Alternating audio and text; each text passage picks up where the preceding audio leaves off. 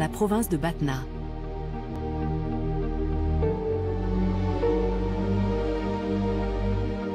C'est l'une des régions les moins peuplées du pays et le paysage y est spectaculaire. C'était la terre des Numides, dont les rois ont été inhumés autour de Batna. Le royaume de ce peuple berbère a existé près de 2000 ans avant la colonisation française et il a servi d'inspiration aux indépendantistes.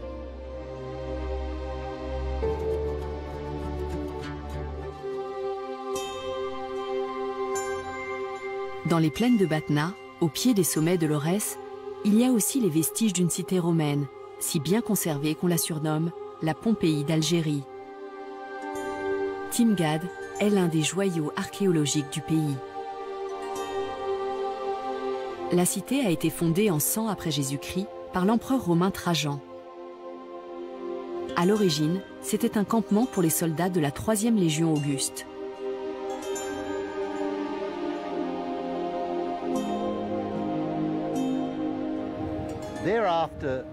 Ensuite, toute la région a prospéré grâce à la fertilité des hauts plateaux, notamment pour la culture du blé. Plus tard, l'huile d'olive est devenue l'une des principales ressources de l'économie locale. L'emplacement de Timgad est marqué par son arc de triomphe, qui rend hommage à plusieurs divinités. L'archéologue Kader Ben Salah connaît le site par cœur. On a 2 inscriptions importantes donc, qui sont encore sur place in situ, où on a l'inscription dédiée à la Concordia et l'autre au dieu Mars, donc au dieu de la guerre. Et c'est comme si, quelque part, on voulait dire que si vous voulez venir dans cette ville avec la paix, vous serez les bienvenus.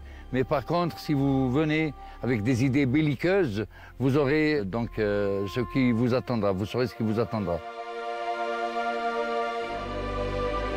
Quand on avance sur la grande rue, on a une vue à couper le souffle de toute la cité, illustration des préceptes romains en matière d'urbanisme.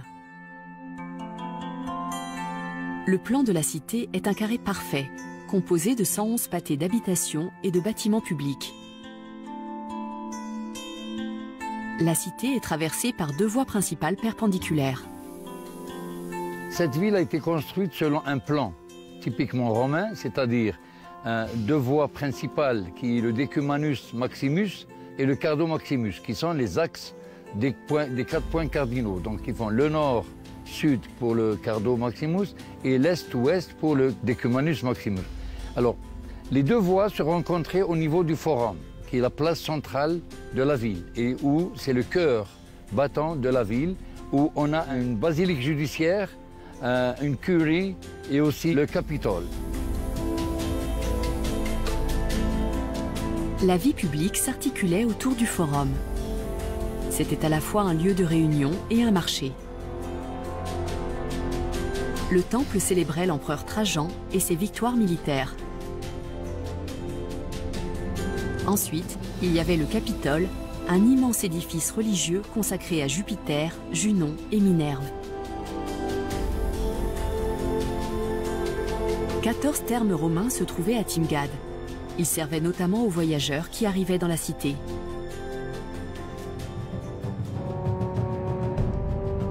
L'amphithéâtre a été construit à flanc de colline. Plus petit que ses homologues romains dans le reste de l'Empire, il pouvait toutefois accueillir 3500 spectateurs. Ce qui est intéressant à Timgad, c'est que malgré la grande beauté de cette cité, son histoire est encore très mal connue. Il y a peu de références dans les archives. On dirait que Timgad a été oubliée dans l'histoire romaine. Heureusement, elle a repris vie grâce à ces ruines magnifiques qu'on a redécouvertes. Timgad semble avoir été détruite au 5e siècle par des brigands morts. Quand les Byzantins ont conquis l'Afrique du Nord en 533, ils n'ont trouvé qu'une cité déserte en arrivant à Timgad.